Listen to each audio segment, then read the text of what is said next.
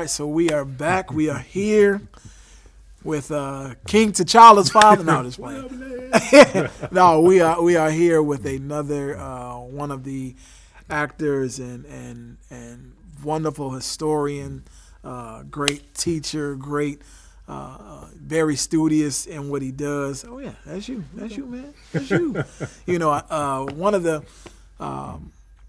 writers of the movie of Reclaiming the Throne, Mr. Benayah Israel, Mr. Hidden Hebrews himself. Man, we are a fan of your work.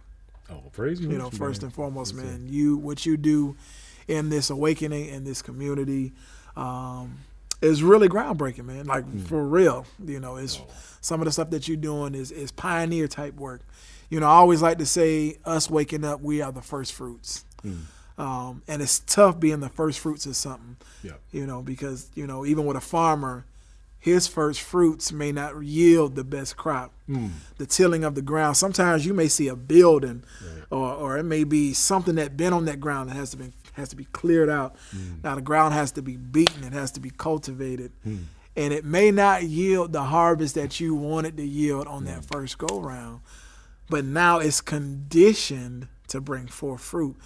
So now we are all a part of that, man, and what you've been doing. But now you have sparked something to other individuals that could possibly take this thing a whole lot further because of some of the scrutiny, some of the hardships that you went through in the beginning. But we're here, my brother, and I appreciate everything that he is to this awakening, everything that you bring to this awakening. And ladies and gentlemen, Benayah Israel, man. You brought back some memories with that first fruit, though. Because as you were talking, I started having flashbacks of you know, actually doing the research and coming into the awakening and coming into the truth, and want to run out and share with people. Yes. And they looking at you like you got four eyes, and exactly. You know, they don't necessarily understand what you're trying to say. And I remember the frustration as far as like trying to get it out. You know, the first thing I did was stick it on YouTube. Yeah. Nobody was tuning in. Like nobody. Like two people. Like, I wonder, like, how come this thing ain't going worldwide? You know, but you know, it just wasn't the Most High's time. Man, that's it. And like you said, even the scripture talks about with increase of knowledge is also increase in sorrow, because you know a way out. You know the reason why, but then people were so caught up, you know, the smoke screens or what we're used to or the traditions. That we've made our own, that wasn't given to us. It was force-fed to us, and we made it our own. And we continue to walk in those traditions. But when somebody starts waking up, per se, when they start examining, when they start going in and saying, you know what, I'm not going to take your word for it. I'm going to go and do the research myself. That kind of stuff brings forth sorrow. And we've all experienced that. Where people are just not hearing what we have to say. They saying we're loony, you know, we mad. You finna leave Jesus. You leaving the Bible. Are you authorized to teach that? Yeah, you done gone loony. You just losing your mind. But you don't understand that we have a cure. You have a cure, man, and you just want everybody to be healed. You just want everybody to be you know, to be set free. You want everybody to be delivered. You want everybody to have the understanding that you have. So therefore you can serve the Most High in spirit and in truth. You know, we feel like we in the spirit. We feel like we got an abundance of the spirit. But the truth, what is the truth? You know, and his word is truth. The scripture says, sanctify them by their word. Your word is truth. So that's what we have to do. And man, that's what I appreciate that you have become a big part of, is bringing truth. So if you can, just first off, just give us a little bit. I want a little bit of your background. Where did you come from? What were you involved in before you started actually looking at some of the things in the scriptures, or things that may have been piquing your interest to look a little deeper? I always tell people, like, I'm just the most regular dude you could ever come across. You know, I mean, really, it's just a person sitting at home going through, you know, how we could just go through the paces. You wake up, you go to work, come back home. Correct. You know, and just out of the blue, you know, your dad asks you, say, hey son, can you go and figure out where our family tree is, because at the time we had lost contact with our family that's in Alabama. So my dad wanted, he was getting to the age where I started asking him questions and he couldn't answer the questions. So he knighted me to go and try to figure it out. Gotcha. And so I went to the usual places like Ancestry.com and some of these other places where I could try to find out relatives and whatnot. And I actually made good progress, because I tell people I was able to find the family name on like a slave manifest. So I figured that, hey, we were over in Alabama and that's where we started from. But then I started asking questions like, well, where were we before this? And that's when I started to try to backtrack across the ocean, over into Africa. Yes. And you kind of land over in the west coast of Africa. The first what they tell you is like the first part of the transatlantic slave trade. And I ran into a lot of the usual narrative as far as where we came from, and of course the narrative. Oh, you was hanging on trees. Exactly. We rescued you. You ought to be thankful. That sort of thing. But I started to find, because I think in my line of work, I'm an IT person by trade, and part of my line of work is analyzing stuff, like troubleshooting root cause. So I have to look for patterns. Like my biggest thing is looking for patterns. And so when I started to research, I started to find a pattern. I was like, wait a minute. Every time I come across an old book says this. Every time I come across a new book, it says this. And basically it was like, old books talk about the Jews being black, especially in Spain and Portugal. New books said that they're white. Just regular investigations. Well, why is it different? That sort of thing. And so that's what started me down the whole path of researching and trying to figure out why things were the way they were. And what I tell people is like, when you're doing your history, it's a place and time. It's a place and a time where our history is located. A place and a time. So the time is before like the books before like 1850. That's the time. And the place was over in Spain and Portugal, because that's where our history started off at. And I found it, like, once you find that place and time, and then you focus your energy, doing the research there, you find a treasure trove of information as far as our history is concerned. Yes, and that's, and like you said, even dealing with the Spain and Portugal, because like we were just conversating before we started, right. Me being a rapper, artist, stuff like that, but you even going into that research and finding out that we wore black hoodies. We were known as the ones that wore black hoodies. Right. And we had some kind of gold chains, and they would see us doing spoken word. Living in ghettos. Eating chicken, actually. That's one of the Eating things. chicken in the ghettos. So that if that ain't our makeup, then what is, Yeah. But seeing that even showed me, even from that aspect, that African Bambaataa and them didn't, Sugar Hill and all them, they didn't do that. Nope. This was way before them. Yeah. This came, from our history books, our culture, the scriptures. But you telling and stating that this was before you even put any of that research out, just in conversation, you told me this, and it sparked something in me. And it gave me a drive, even in that area of music, to go back and get what was ours, to go back and claim what was ours, to reclaim that throne, which was ours. So now we find you inside of Reclaiming the Throne, this wonderful movie, this wonderful docuseries that, like we've been saying, will be talked about from generations on in, will be passed around as heirlooms, as treasures, as stuff that'll be you'll find it in a safety deposit box, along with gold, silver, and there's Reclaiming the Throne. Right. So those different things that you are a part of, man, like really, sometimes even coming up in life, we may have had people told us we'll never be nothing. You never amount to nothing. Yeah. You're going to be just like your sorry daddy, just like your brother, or just like your uncles. But then now you have people that are coming up and that are a part of, they are a part of something that is so, you can't describe it. it's because it can't be traced. It can't be measured. Yeah. It's immeasurable. You can't say, well, here it is and it's going to go tomorrow. No, you can't say that because it's going back to the beginning and then it stretches to eternity.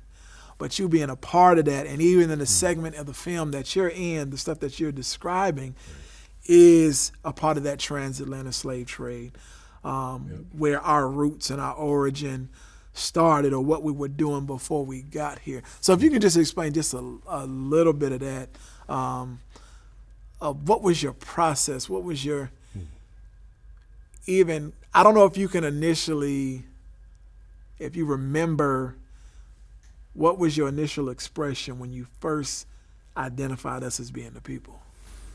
Well, I'd say it was, so the process actually changed me. So remember, because I know I forget when we were talking about this, but you know how you try to approach it with family, try to share the truth with family and friends and stuff like that. So I used to be the kind of person that I would try to track them down and say, hey, beat them over the head with no, this is the truth, and give them reference after reference after reference. But going through like the research with the movie and Reclaiming the Thrones, it's like one of the things I realized is that it's an honor to be Israel. Yes, it's an honor to be Israel. It's an honor to be the family of David. And that was one of the things that we touch on in the movie. And it's like it's almost like if someone's trying to give you a promotion, like they're trying to track you down to be the VP or the president of a company, and you're like, no, I don't want it. No, but you're the VP. You're the CEO. Wow, no, yes. It's like after a while, it's like, would you hire anybody that didn't want to be a VP? And that's how I feel about this information that's coming out. It's like it's an honor and a privilege, like this information that's coming out, because one, it explains a whole lot. Like all this stuff that's happening in the world is, when you have the people, when it comes to prophecy, when you have the people of prophecy mixed up, then prophecy makes no sense. Correct. But when you get the people in the right place, then prophecy makes sense. And so that's why when you look at this movie, when you look at Reclaiming the Thrones, it explains who we are, the people of children of Israel, and people will ask you, well, there's neither Jew nor Greek, neither bond nor free. There's no reason, no need for you to know who you are. But what I tell people is like, well, there's prophecy that has to do with Israel that has to be fulfilled, whether you agree with it or not. It has to come to pass. Correct. And then so once you understand that, in present day, you're able to put things into this proper perspective, and to me, it gives you shalom. It gives you a whole lot of peace and shalom, knowing that hey, that you are the people of the book. The one thing that one of the things that this movie does lay in your lap is proof, because a lot of the times when you're trying to sit down with family, it's like you said, they're always trying to grill you on proof. What does it say? Give me a book that shows me what you're talking about, and you can give them 30 books. And that's the thing about this phenomenal about this movie is the sheer volume of references that's contained in this movie. Yes, and not all of it is in the film. I'm sure Chief will tell you, it's like you can only put so much in the film. A lot of that stuff you got to some of that stuff you have to leave out. Correct. But there's so much more. So many references that's behind it, and that's why it's so factual. That's why it's so when it comes to the truth and presenting the truth, it's so overwhelming. And that's the thing that I was worried about was the sheer volume of information that we wanted to share with people trying to figure out who they are. This knocks it out the park. And that is the truth. Like you said, it makes it it's irrefutable. You can't rebuttal. No. You just be rebuttaling just because your will is to rebuttal. Right. Because the proof is in the pudding. Like it really is. Once you see those things that tie, and if you really think about it, this is the only thing really that people would challenge you on like that. Because you can go to you can go to a doctor, and the doctor tell you, your high blood pressure because you've been eating too much salt, shrimp, pork, all that stuff. And be like, never say, how you know that, doctor? Well, show me evidence, doctor. You don't do that. We'll take that stuff as word, as bond, as true. Yep. We won't say, who was your teacher? Well, don't you know a man wrote that? We don't do that. in that space. But when it comes to finding out who we are, that's why, a saying that says, a man convinced against his will is of the same mind still. Because if you, like the scripture says, because you will not to come to me. You will. Your will is to not want to accept what truth is, to accept who you are. But like you said, it's a great shalom that comes with it, because it shows you, man, I am not who they said I am. I am not what rap has told me what I was. I'm not what the drug dealers and the people on the corner are telling me that I am. I am not what the Egyptologists and all these people are saying that I am. Yep. Because now I have evidence. I have something I can stand on. Right. I have something I can tie myself to. And then now that automatically wakes up something in you. And it also makes you shoulder some kind of responsibility, because now it is. you have something to live for. Yeah. Because now you understand your purpose and the things that you're supposed to be doing in this life. Yeah. And it's all detailed inside of the film that you're a part of, man. And that is an awesome thing to be, a part of that. Yeah. You know what I mean? And then, so another question I have for you. So how did it feel? Like, because we don't know if anybody's a actor, your acting background. How did it feel to be in front of that camera, being able to get that truth out to millions all in one shot? Oh, it was surreal, and it wasn't one shot. It was a lot of stuttering going on, and thank goodness for teleprompters, because one of my not strong points is like going off the cuff. Like when you drop those lyrics, man, that's what I admire about you. It's like you can drop it on the dime, but man, it's always most high. But as far as me, I got to have it written out. So once we got the teleprompter things was told, things was good. But yeah, it was surreal, because like I said, at the end of the day, man, I'm just a brother just like everybody else.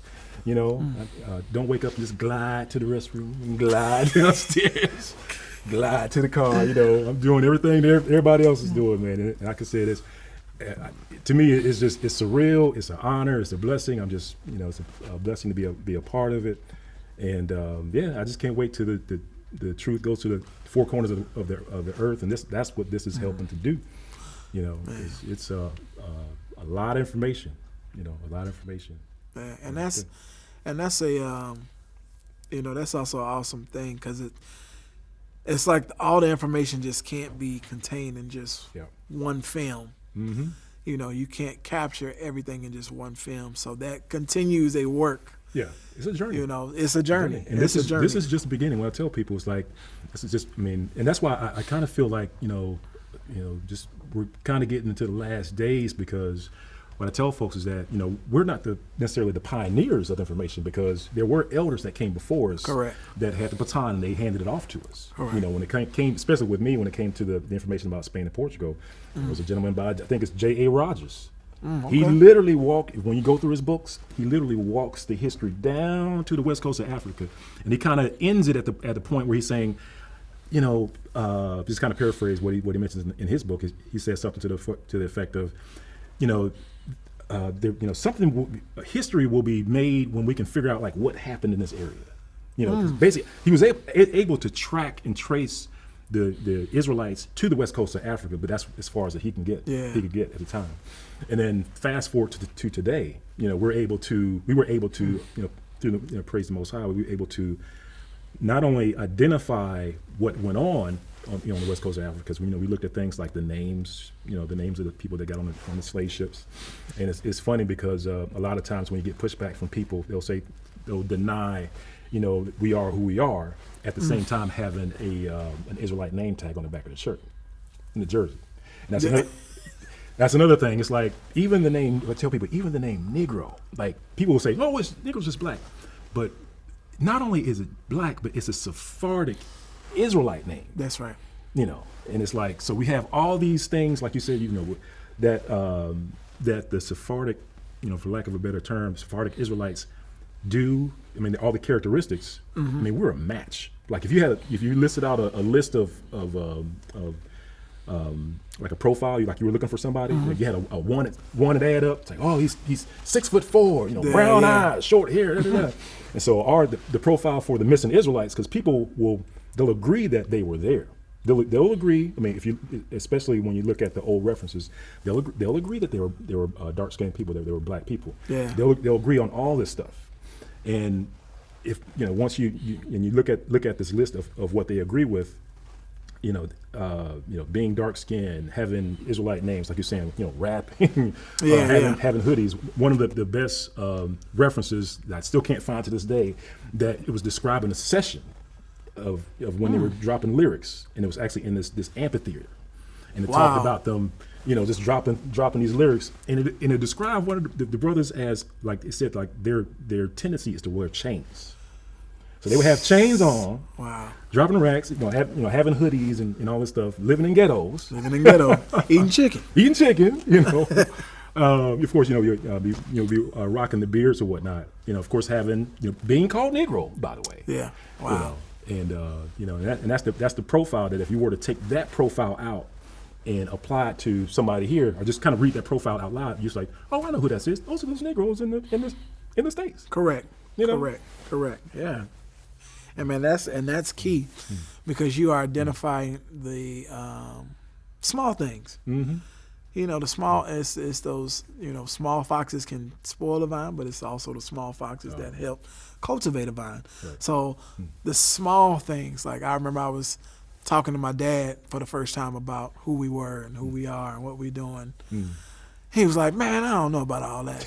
I said, Pop, it's even fried chicken in the scriptures. No, it ain't. You crazy. Ain't no fried chicken in the scriptures. And I showed him. He's like, it's fried chicken in the scriptures. Watermelon's in there too. Watermelon's in there too. So even all of those things, man. And it's like you said, we are reestablishing something that was already cemented. Mm-hmm. Like this stuff is not going anywhere. No. You tried to kill it off. You tried to castrate it. You tried to rip it apart. Right. But it's still there. Yep. And now it's coming a time where people are waking up, and they're being able to trace these things. Yep. And now we're being restored. We are reclaiming a throne. We are reclaiming a heritage. We are reclaiming our customs, reclaiming our families, man. Yeah. Because when you have these things, now that family structure has even a stronger base to stand on. If you talk to a lot of people now, why is marriage good? Why should I get married? Why should I do this? Right. There's nothing solid and cemented that somebody outside of the scriptures really tells, because they say, well, that's just what we do. That's just something you're supposed to do. You find somebody when you're tired of running women, you're tired of doing this, and you find that one. Right. You settle down with them and you have children, but it's not that takes away the importance of still multiplying seed after your kind, especially if you don't know who you are. You just producing confused people. Right.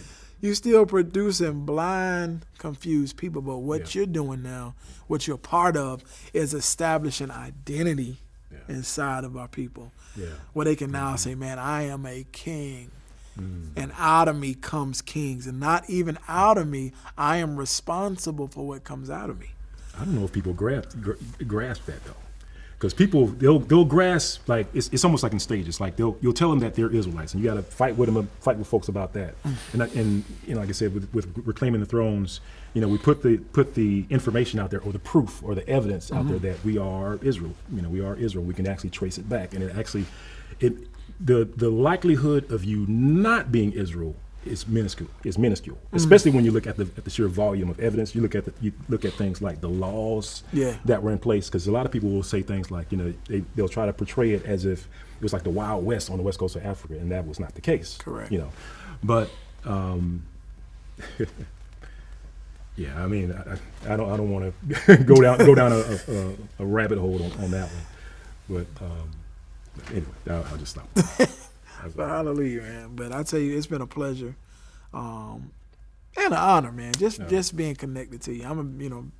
From the first time I met you, it's like we just clicked, man. We had I had a respect and a love for you.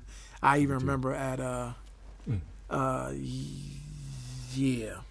So we'd like to thank Benayah Israel for being a part of just this interview, D28 production, sitting down with us, being able to just speak on a little bit about the film, man. And also subscribe to his channel as well, Hidden Hebrews. You want to make sure you subscribe to that, to all the future things that he has going on. But it's a pleasure and an honor. Pleasure, man. Much love. Yeah, Shalom. Shalom.